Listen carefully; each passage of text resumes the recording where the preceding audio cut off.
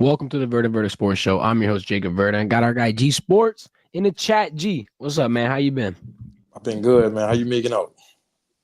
I'm doing good, G. I'm doing good. I mean, we got some news that's a little unfortunate. I'm not really thrilled to be talking about LSU losing another defensive line coach. I feel like every damn year we're talking about this. Always replacing D-line, always trying to bolster the trenches. Bo Davis off to New Orleans. It ain't going to be a far drive, about 60 minutes, but he's in the big leagues now, G. We're going to talk about the implications that's going to have on LSU, your roster. How is the spring outlook going to change? Recruiting. And who's next? I ain't gonna lie, G. Last time we were talking about defensive coaches and we talked about coordinator, we did hit the nail on the head and predict Blake Baker.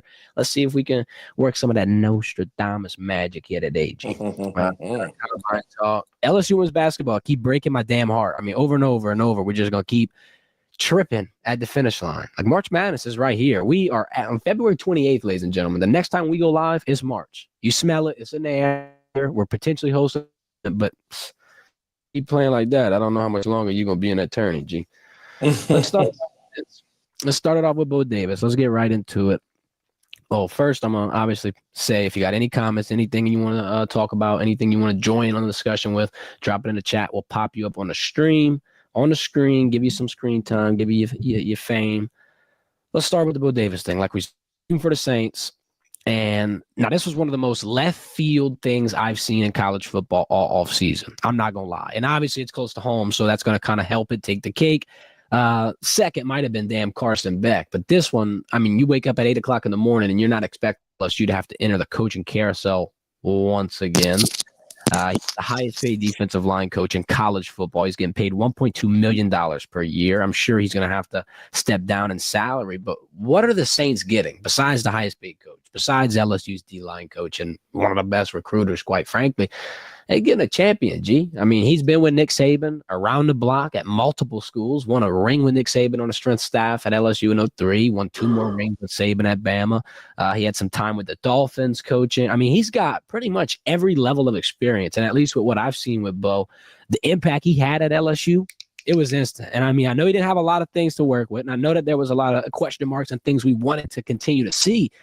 But I enjoyed what I saw. I enjoyed the recruiting aspects. I enjoyed the developmental aspects. But I do want to open the floor to you, G. I got a question about what potentially got him out of this and is just another one of those coaches that sees this NIL landscape and is like, I'm out. You hit it on the head. A lot of these coaches, especially these veteran guys that's been in the game for over a decade, this NIL and the transfer portal has just removed their process and how they like to go about developing kids, not only as a football player and as a person. It's all about what you could pay me. It's all about that bottom line. And Bo Davis understands that the way he does things, he can't get the most out of that room. So he decided to take a pay cut, because he's definitely taking a pay cut to go to the New Orleans Saints and leave the NIL and the transfer portal behind. And the Saints is getting one of the best D-line coaches in all of football. That's college and NFL. And like you just alluded to, man, he got, experience coaching with the Dolphins, coaching with the Lions. So coaching in the NFL, this is not going to be anything new to him. Now he can just go and just coach and not have to worry about one of his position guys coming in his room saying, Coach, man, my NIL didn't hit this week. Or, Coach, I've been balling the last few weeks. I need to get more money. All he can focus on is just coaching football, and that's what Bo Davis want to do. And you gotta respect that. 100%, especially because with the rev share, with all these new little nuances and bills and laws getting thrown into the mix, I think it's going to keep getting more and more grimy. I mean, we thought the salary cap was coming in with the rev share and to get a little more, easy to watch. But then, boom, here you go. External NIL deals not count towards the cap. Still biggest bag win. Still the wild, wild, wild west. And with Bo Davis leaving, I feel like I ain't going to blame him too much. I'm going to be hurt a little bit from that recruiting side. I think you're going to lose one of your big guns, quite frankly. You still got guys like Raymond and Baker and obviously, your big Sloan and pieces that can pull some leverage from those top names. But, I mean, he had a system. He had a way to connect with kids. He had a way to build those relationships. But as it's transitioned to money and not, development and all these things, yeah, definitely losing its luster. G, I got 2 names here. Now, we're going left field with these 2 names. I don't know how you predict a hire like this, but I'll try my best. I got two names for you, right? Kyle Williams, first one, former LSU player, former NFL defensive tackle as well. The only reason why I found this one to be a little interesting, I'm digging through all the names. I'm trying real hard to get in these trenches and find out who could be your lead candidate. And he stuck out for me for a couple of reasons. Obviously, the professional and LSU tie. He's helping out with Rustin. He's doing the little high school coaching. Rustin's a great high school, obviously tied with Ahmad Bro, so there's a connection there as well. That's not really your biggest piece, though. That's just one of the more, local ties, right? I got Al Davis, and this one's a big reach because you would really be taking damn near every Mizzou coach that Blake Baker had with him initially because you got Peoples, you got Blake, and then now you would add the D-line coach. I like Al, though. Coach with Blake at Mizzou, like I said, played and coached at Arkansas, also got a little bit of coaching experience at Illinois. If you've got to get somebody, more than you're probably going to have to poach him. I'm not saying that it's the must or it's a mandatory spot, but when you had the highest paid D-line coach, it kind of feels like you got wiggle room. It kind of feels like since you took that big of a shot, since you kind of planted your stake with Bo Davis, I feel like they kind of got enough room to do it again. I don't know the whole legalities behind the contracts and how much money is going to be owed or this, that, or the other, but it seems like they got a lot of room now. I mean, you just had the number one paid coach. I feel like you got enough room to be able to go incentivize somebody else to make that jump to Baton Rouge. I don't think it'll be that difficult. I mean, you might not pull like a Georgia or a Penn State, but I would go look at guys like Maryland. They got a couple of position coaches here, that are kind of under the radar, but it's one of those, it's hard to see the direction they're going to go in. I think this one could be real random, but those are my two I'm advocating for. Al, because he had the connection with Blake, and Kyle, because he had the connection with Ahmad, and he's around the area, and he kind of was an LSU star. I ain't gonna lie. G, who would you? Now, Kyle Williams, he just resigned at Ruston High School. I don't know what the reason was, but he stepped away, and Ruston has been flourishing in football. So I think that's a little questionable, and I think people need to kind of look into see why he left Ruston High School after they're doing such a good job up there. So I don't know if Kyle Williams will be a valid option for the LSU Tigers. My two names that I'm gonna go throw out there, man, is Dennis Johnson. He coaches for the Baltimore Ravens right now on the D line. Coached at LSU, coached at Baylor with David Randall. I think that Dennis Johnson will be a great fit. He understands LSU, he understands the landscape of Louisiana, he understands how to recruit. He's fairly young.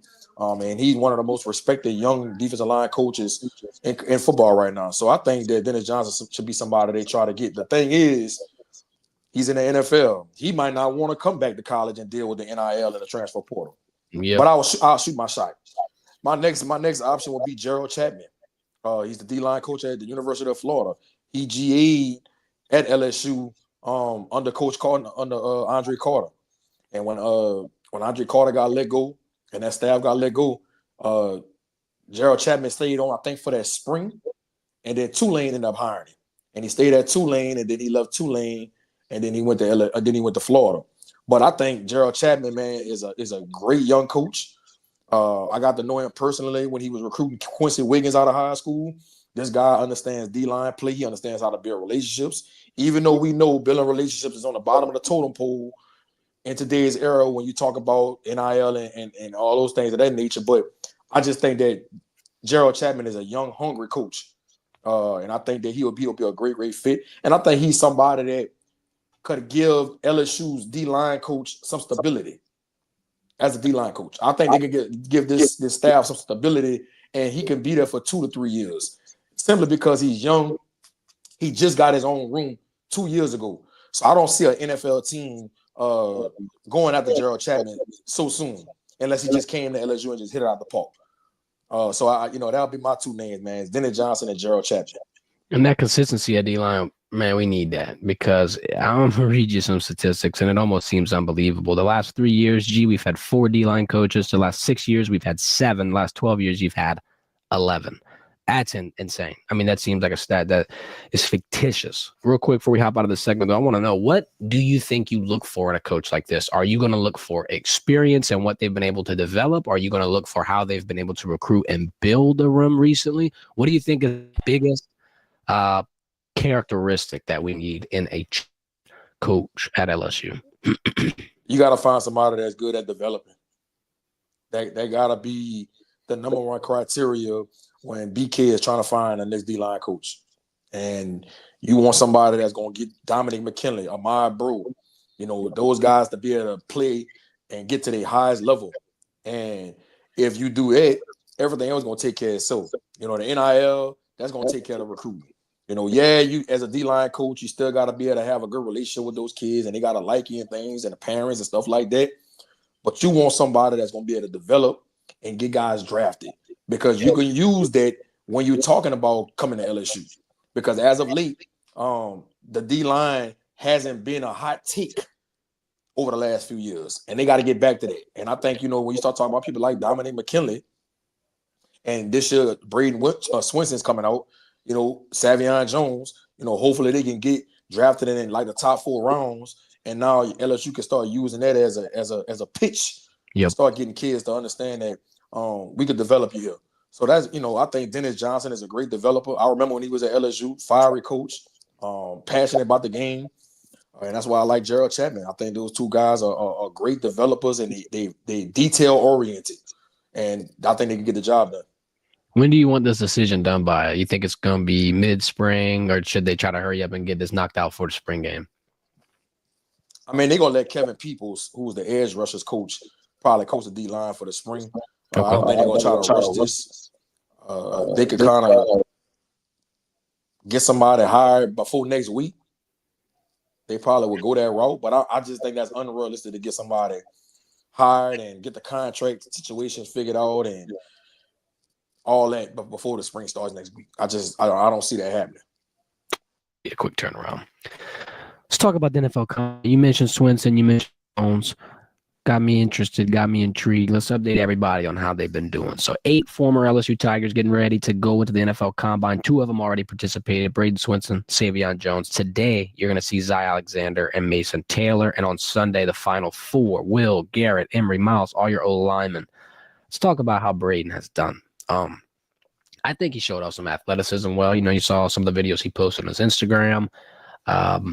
He looks like potentially, and I know I'm about to sound insane to say this, I just got to say it out loud, G. I got to be on tape just giving my gut take, all right? I know Will Campbell's going to be top 10, and I know that that's your premier crown jewel in this class. I ain't gonna lie, I'm just feeling like Braden Swinson, when it's all said and done, could be one of the best picks that we've seen from LSU in this class. He's got the potential. I think this position's so valuable in the NFL too. I mean, I don't know how many times I got to say this and beat the dead horse, but let's dial it back to the Super Bowl, guys. Patrick Mahomes is probably, at least in, since Tom Brady, been one of your greatest quarterbacks, if not the greatest since Tom. He was over here looking like a chicken with his head cut off with simple 4-man pressure. If you're able to recreate that across the board, it doesn't matter if it's Patrick Mahomes, Lamar Jackson, or Jacob Verdin, you're going to cause hell. You're going to make people get confused. You're going to make people sweat. And I think Braden Swinson's one of those guys. I'm not going to say he's next up because it kind of feels like he's right now, G. I'm not going to enjoy his performance. Switch to Savion Jones. I read a couple of interesting notes on Savion and what some of these draft prospect people writing about him. I'm talking about Will Campbell potentially switching from tackle to guard. They're talking about Savion Jones moving from edge to inside. They were talking about 3-tech. They were talking about his athleticism maybe not being enough on the edge of the NFL. I don't know. What do you think about that take? Do you think that you could potentially be served better if you're Savion Jones on the inside? Do you think that move might be a little more confusing at this point in your career? And what did you think from both of their combine days? I had been saying for the last year and a half about Savion Jones putting so much weight on, would he be better suited to move inside? And I think the NFL is starting to see that he might be, with his body type, probably have a better career moving inside. When Savion Jones was coming out of St. James High School, he was real lean. And since he's been there, I want to say he put on like 30 to 40 pounds. And he was a productive player at LSU. Yep. But this is about getting him to be able to flourish at his highest ability. And I don't know if defensive end will be the best position for him on the next level. So I would not be surprised if anybody that drafts him, they move him to the inside and he has a really good career. Braden Swinson, I think he's a top 4 edge rusher in his draft. When you talk about Pierce and Abdul Carter and Uh, I think the other one is the kid from Kentucky. I might be making a mistake with that, but after those three guys, I think it's kind of up in the air who's the fourth best pass rusher in this draft. And I think Brady Swinson has an opportunity to move up some draft boards after the way he's looking at the combine. When you put his film on, I think he's best suited when he's standing up because he comes with so much power and so much speed. He can bend. I think his football is his best days his best days are ahead of him. And I thought that when he was having a good season at the beginning of the year, teams started sliding protection his way, and that kind of slowed him down. So if he can go somewhere, man, and they have a really good pass rusher on the opposite side of Brady Swinson, and he could get those one-on-one matchups, Brady Swinson can have a really, really good rookie year. So, and I think he has the same body type as Josh Sweat, who had a really, really good performance in the Super Bowl for the Eagles. Yep. Made that man Pat fly around. Also, I want to note Braden Swinson talking to the media, doing his rounds, and he shouted out Gabe Relaford at LSU. They wanted to know who's next up. You got two edge rushers from LSU over here, pretty much your two best ones in the recent years. How is the room going to step up? Who's taking the torch? And Braden shouted out old Gabe. So I think that's a name that we're going to have to look forward to as well. I wanted to make mention of that. I want to talk to you about this, G. Let's talk about sleepers. Because I do think Braden Swinson, like I said, he could be one of the best ones in the class. But I'm not going to lie. I don't think that's considered a sleeper. I think everybody thinks Braden Swinson's going to do good. I don't think that would surprise a lot of people. There's two names, though, and we've talked about them a lot. There's two names I think that could really rise, could really flip their projections, and could really make a lot of noise. The first one's Emory Jones, and I got to just keep giving Emory Jones credit. I think really he's for at least a second round. I don't think he drops below that. I don't think he should drop below that. I really feel like personally he should have an opportunity to get into the late first round. It's all going to be about that strength, his explosivity, this, that, the third. We talked about him potentially flopping around as well. My next sleeper, you gave him, or last time we talked about the combine, it's Zy Alexander. And I mean, I agree. He has a lot of consistent coverage. He's a good 40 time away from being a top pick. I ain't gonna lie. If he comes out here and shows off blazing speed and they see the experience, they see the film, and they're able to just put two and two together, I'm excited to see what happens. So my sleepers, two guys I think could completely change the trajectory of where they're getting drafted. I could see Zy shoot up fifth, fourth, even top, maybe the third damn round. Like I said, Emory Jones, his floor has to be second round. He can't get lower. I mean, I can't buy into that, G. Who's your sleepers, and what are you looking forward to next with the combine? I'm still sticking with Zy Alexander, man. I just think he got so much money to make for this combine. And depending on how he tests, he can go from the fourth round and he could move up all the way to the second round. I don't think a team will pick him in the first round just from the standpoint of the medical records. When they do their history on that, I don't know of a team that's just willing to just say, look, we're going to spend a first round pick on it. But when you talk about the measurables, man, like I talked about in our last episode, you just can't deny it. And this guy has the mental makeup to be a really good corner in the NFL. And if he comes out there and he tests as well and he runs a 4.4 or lower, Zy Alexander can mess around and be in the middle or the beginning of the second round. I really could see it. So he really could be the biggest riser, all in all. Yeah, I think he got the most to gain out of everybody for LSU.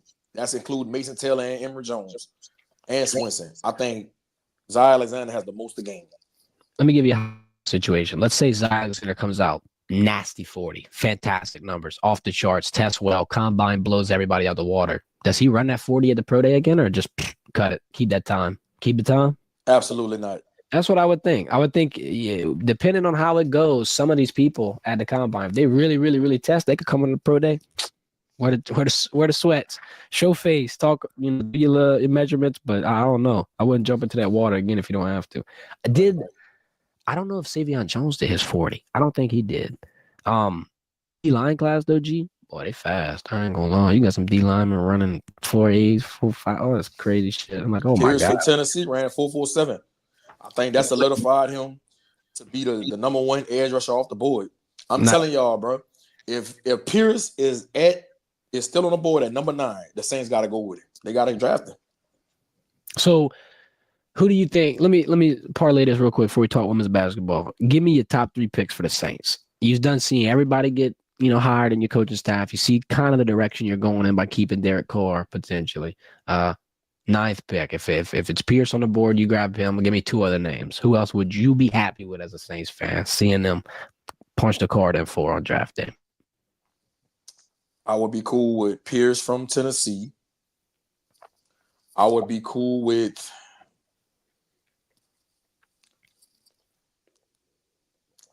I know we need a tight end bag.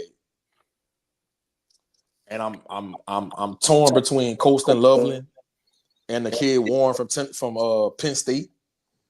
I think either one of those kids will flourish in Kellen Moore's offense. And you saw what they did. You saw what he did with Goddard with the Eagles. So I would imagine that he would work wonders with any one of those tight ends. My third pick,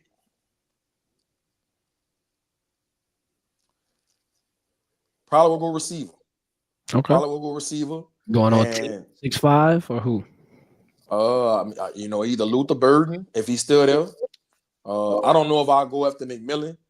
I have my reservations about him. I think he's a good player, but I don't know. I have a lot of question marks about McMillan.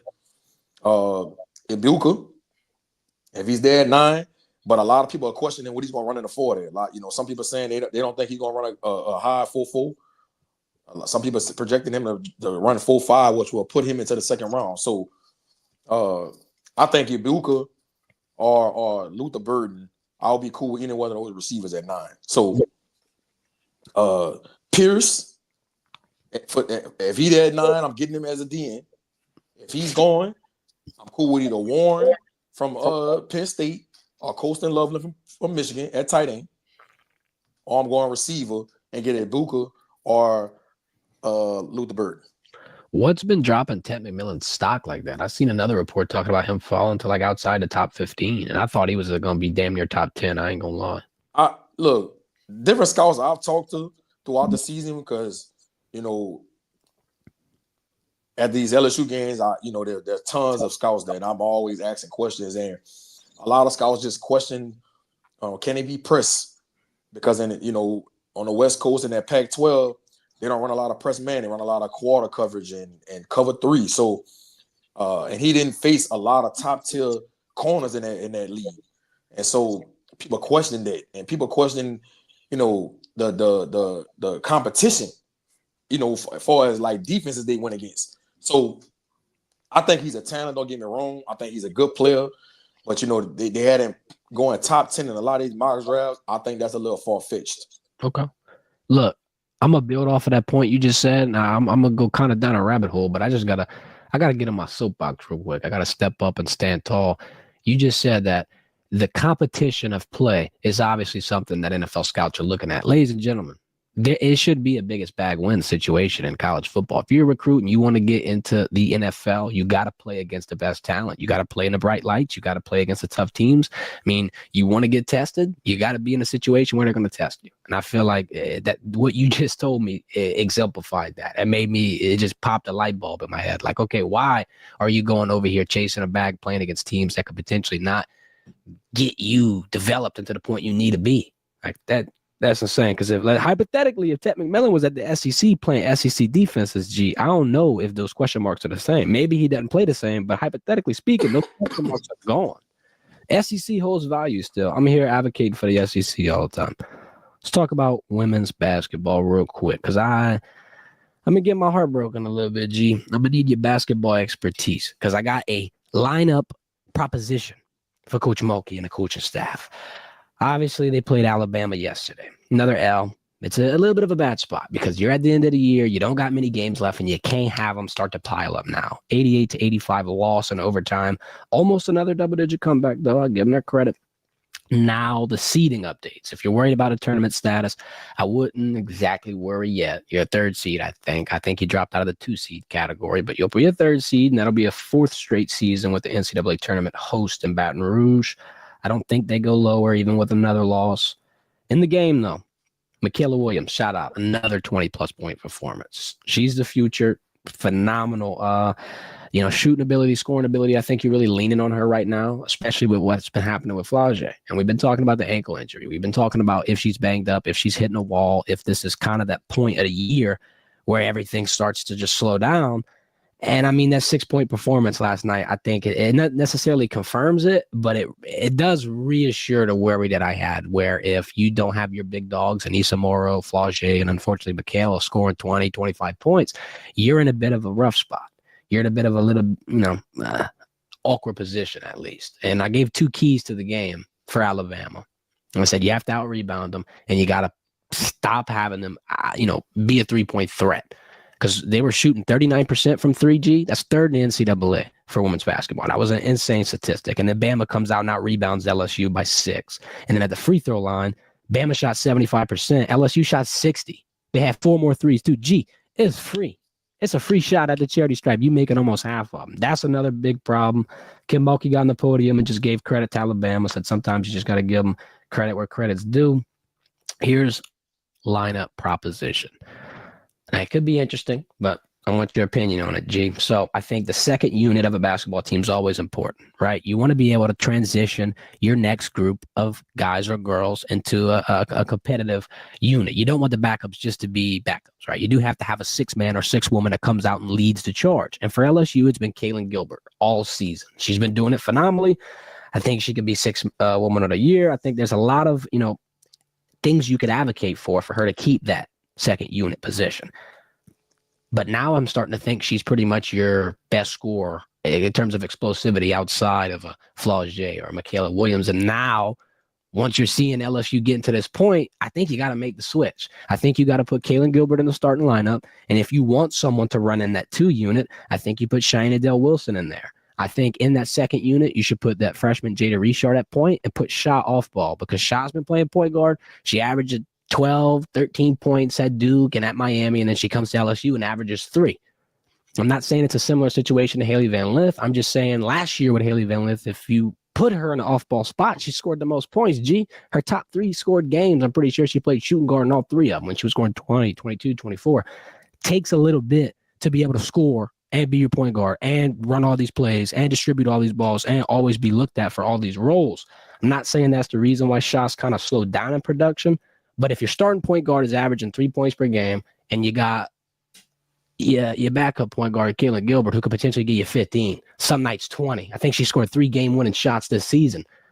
I think it's time to make the switch. G, I want to know what you think about that, because you got a 6th woman of the year who's been balling. Do you try to tinker with the lineup at this point? Is it too, sensitive right now because you're about to enter the biggest part of the year? I think, though, it's kind of like it's necessary at this point. If everybody's in a slump, if everybody's kind of dragging down, you got to put in the hot hands. You got to find the hot hands early, and you got to play basketball in terms of what you done for me lately. I mean, I just don't think you should force these lineups if it's not working. What do you think about that? I don't think they have a problem with the lineups they have on the floor. Kim Mulkey has a bigger issue. The issue is they struggle playing man-to-man defense. They give up dribble penetration way too much from point guards, wing players. It's insane how much Alabama got into the paint last night. Get open shots, be able to drop it off to the big, get a layup. Same thing happened in the Kentucky game. I forgot the little point guard number 3. She got in the lane at will. And that's something they're going to have to fix going into the NCAA tournament. Because when you start going against teams with good guard play, that can just get to the cup at will, and they start drawing fouls, getting people like Morrow in foul trouble, Mulkey gonna have a problem. I think that's something they need to focus in on these next coming weeks. Playing good help side defense, being able to contain dribble penetration, or they're gonna be getting put out in the Sweet 16. It's just that simple. Because there's no reason in the world a team should be able to get into the paint at will the way they've been doing against LSU. It's just not enough balls to go around. Morrow, Flau'jae, and Michaela is leading them in shot attempts. That's your 3-man scores every game. All right. Morrow usually leads them in. Morrow and Michaela usually leads them in shot attempts. Every now and then Flau'jae does. So, the other 2 people on the floor, they just got to get it out of their live. When Gilbert comes in, she's that spark off the bench. Yeah. So I understand why Kim Mulkey has her coming off the bench, because you want somebody to come off that bench and give your team kind of jump started, if you will. And that's what she does. She did a great job last night. I think they need to keep her coming off the bench. I thought Shepard played good last night. So they just gotta get their defense under control. If they can start playing really good man-to-man defense, I think they could have a chance to get to the Final Four and have an opportunity to compete for that national championship. And look, we could critique Kim Mulkey all we want. I don't give a damn how good of a coach you are. People gonna have something to say about what you did and your decisions. And right now, when I say this, I'm not trying to bash Kim Mulkey, but I think at the end of games, just giving Michaela Williams the ball and just say everybody get out the way and let her go one-on-one. I think they got to figure out a different way or be more creative on how they're going to get her a shot at the end of games. Because all Alabama did last night is say, okay, y'all about to give Michaela the ball. They loaded up one side of the floor. When she tried to drive, she had like 3 or 4 defenders right there, contested it. Somebody got a block on the shot, and you lose the ball game. So yep. I think we got to do something, send 2 stagger screens her way, a decoy. We got to do something creative to get Michaela a better look at the basket at the end of games, man. Especially when you get to that NCAA tournament, because teams are going to game plan and they're not just going to let you just get Michaela overloaded on one side and just say, look, go one-on-one. It ain't going to happen. That might work against Ole Miss. That might work against Vanderbilt. That's not going to work against the USCs, the UCLAs, the UConns of the world. Hell no. It ain't going to happen. And I'm pretty sure you got UCLA and Tennessee on your side of the bracket. So it's like you running through the buzzsaw. Last year, LSU had to play damn near everybody. UCLA, Iowa, this, that, the third. I do want to bring this up, though. The lineup doesn't necessarily need to get tweaked. And that's why I wanted to pick your brain about the Kalen Gilbert side, because it reminds me of like dialing it way back, the James Harden Oklahoma City Thunder deal when he was coming off the bench. Explosive scorer, it does lead that second charge. And now you got a leader in that group that is the value of a starter. I guess just the more that I see, I'm not saying Flaugier is not being ball dominant, but if Flaugier ran point, you got Miracle Shepard inside, or if you got Jada Richard at point, I feel like somehow, some way, you could potentially get more offensive efficiency. Maybe it leads in better shot selection, because like you hear Mulkey the long twos and all these different shots that they're taking that they shouldn't be, one pass away, this, that, the other. I feel like if you have, I don't want to say a more talented team, because I'm not saying they're not talented with this lineup, but if you have a team that's out here and more versatile and they're able to kind of be thrown into more situations, I think you get better. And I feel like the way you do that, unfortunately, right now, in my opinion, could be wrong, I think you take Shina Del Wilson out the lineup. And it's nothing against her. I just don't think it's working in this role. And I think it's a similar situation last year when we tried really, really hard to make Haley Van Lith at point guard work, and it didn't. And it could work here. It could. I could be wrong. But it's a head-scratching moment when I watch the offensive production, because I thought personally coming in that there would be some type of backcourt ability duo-ness, at least, where she would have a double-digit game, where she would come in and be able to distribute. At least if she ain't scoring 10, she's dishing 8. I haven't seen that yet. I'm not saying she might not be the point guard. Maybe she has a good game. I like what I see from Jada Richard. I like when I see what Jay is running point. I just never got into that role where I fell in love with this rotation we've thrown in there. And it could work. I just don't know why it's just sticking with me funny. To me, I mean, look, they don't have a real true point guard on this team that's ready to play in SEC play right now. Jada Richard, you got to play her spot minutes. You can't put her out there right to play 20 plus minutes. She's just not ready. Maybe Kim Mulkey might expand her role as they get ready to go in the SEC tournament play. I don't know. But I think Jada Richard is a true point guard, and I think she'll be somebody next year that will have a bigger role and to be able to control the pace of the game and be that point guard on the team. But right now, they just don't have it.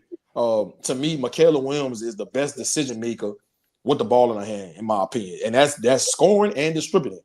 She's the best pass on the team. She has the best vision on the team. But if you put Michaela on the ball, now you take away from her being able to score the ball at a high level. Now she got to exert so much energy getting the team in their offense, and now it takes away from what she does, and that's scoring the basketball. So, and that's something teams gonna try to exploit when the NCAA tournament comes. I'm interested to see how you're gonna do it, because you talked about all that competitive guard play. There's a lot of point guards out here, from Juju Watkins to Paige Breckers to even Tennessee's going to give you a run for your money again. You got out of that one by the skin of your teeth.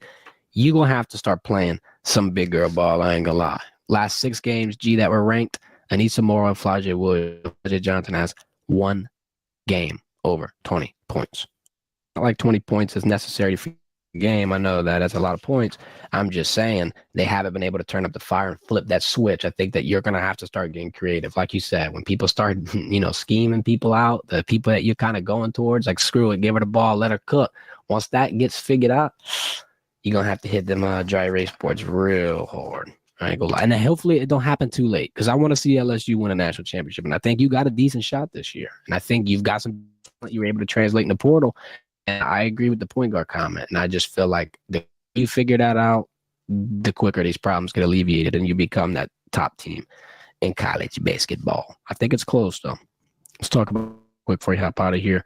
This just got broke. It is the college football hard knocks, G. How you feeling about it? You got Bill Belichick and UNC going to go ahead and camera crew in. They're in the spring. They're all the whole transition of the Bill Belichick era. No NFL team accepted the offer after last year's shit show with the Giants, the whole Saquon Barkley deal. I mean, Saquon pretty much ended I don't know. I think Hard Knocks is cool. I like it. Cool idea. I don't think it should replace NFL Hard Knocks, though. I wish we had both. This is a good idea. A long time coming, but you just had 4 teams doing in-season Hard Knocks. Let's find somebody else. Let's do both, college and pros. I think this is going to get a lot of ratings. That's why they're doing this. I didn't necessarily want to see North Carolina with Bill Belichick, but hey, they got to do what they got to do to make sure the views and the people that's going to subscribe to this to watch it. So I get it, and I'm still going to probably check it out. But I wish they would have did somebody else, man. I would have loved to see Lane Kiffin. That's a good Ole Miss. I would love to see Lane Kiffin. Yeah, you know what I'm saying? I think that would have been an interesting Hard Knocks. You need a good personality, because Lane Kiffin is one of those most polarizing college football coaches, from how he talks to the media to just his Twitter presence. It would be interesting, especially all the things that they're going to have working out with the Grove. I think Ryan Day would have been a cool one, too, especially if you had the damn cameras on him this season, watching him go from damn near getting put out to hoisting a trophy. Oh, my God. That would have been nuts.